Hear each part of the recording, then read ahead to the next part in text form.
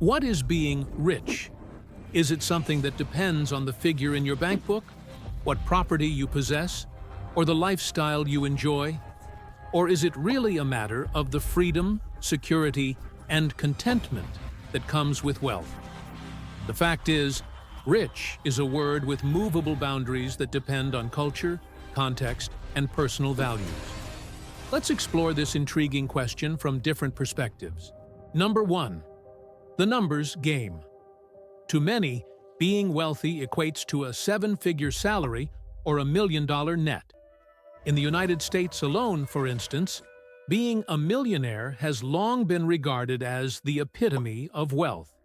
But is $1 million sufficient? According to polls, those who reside in high-cost-of-living cities such as New York or San Francisco tend to perceive that even $10 million may not be enough to ensure economic ease, let alone extravagance. Around the world, wealth is defined differently. In certain nations, $100,000 would qualify you as one of the highest paid and enable you to live in the lap of luxury, whereas in others, it's just enough to be secure. So the solution to how much money you need is largely based on where you are and your lifestyle. Number 2, the psychological aspect. Money has an important psychological influence on the way that individuals feel about themselves and others. The studies indicate that as income levels increase, people do get happier, but up to a limit. After this level, increasing amounts of money do not automatically translate into richer or happier. The level does change with different circumstances and by culture. However, research has estimated it at some $75,000 a year in the United States as being sufficient for minimal emotional satisfaction. In addition, wealth is frequently associated with comparisons. If your neighbors have luxury vehicles and you do not, you may not feel rich, even with a 6-figure salary. Conversely, if you are surrounded by modest earners, a portion of that salary may make you feel like a financial giant. Number 3, the lifestyle lens.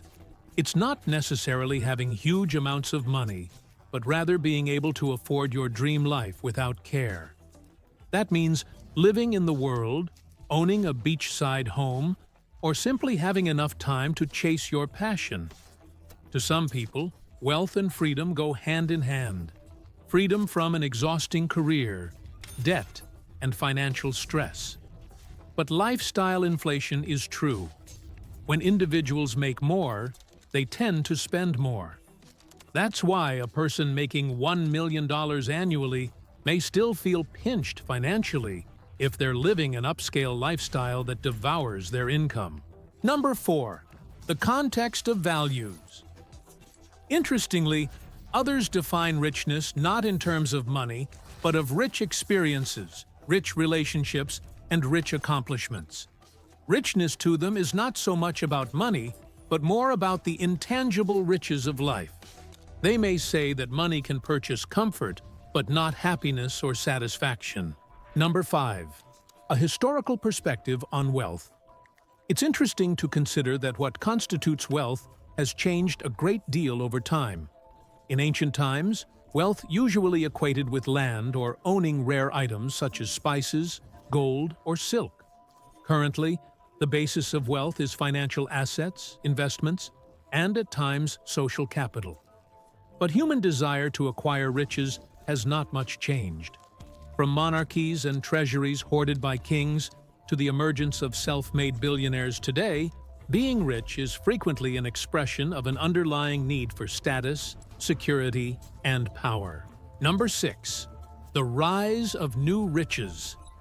With the advancement of technology and the emergence of the digital economy, there's a new generation of rich tech entrepreneurs, social media influencers, and crypto millionaires who build wealth in untraditional means. These people tend to redefine what it means to be rich by putting experiences over ownership and using their platforms to make lifestyles that are unique. Number 7, the role of passive income. Passive income is yet another critical dimension of wealth. It's earning money without directly working for it. This might be through investments, rental properties, royalties, or dividends. Not only does passive income create financial security, but it also enables individuals to lead a less encumbered life that is not as restricted by the stresses of a conventional job. Number 8. Global perspectives on wealth inequality. While others aim to be wealthy, international wealth disparity is still a major issue. The richest are getting richer and the poorest poorer in much of the world, fueling arguments over taxes, wealth redistribution, and corporate social responsibility. Number 9. How to measure wealth. Here's a quick cheat sheet to calculate how much you may need to be rich. 1. Determine your goals. Describe what rich means to you. Do you want to retire early, own a house, or vacation often? 2. Think about your location. Cost of living costs vary wildly. Study the dollar needs of your lifestyle in your location. 3. Save for independence. The genuine badge of riches is independence, both financial and personal. Estimate how much money you must stash away to exist without income fear. 4th factor in happiness. Think beyond money. A rich life is often one filled with purpose, connection, and experiences. So, how rich do you have to be rich? It's an intensely personal one. For one person, riches are a dollar figure. To another, a sensation or attitude. In the end, rich could be less of a matter of reaching a particular financial goal and more about a life that meets your values, goals, and aspirations. Thanks for watching. If you found this helpful, give it a like and subscribe for more smart money tips. Stay informed, stay ahead. See you in the next video.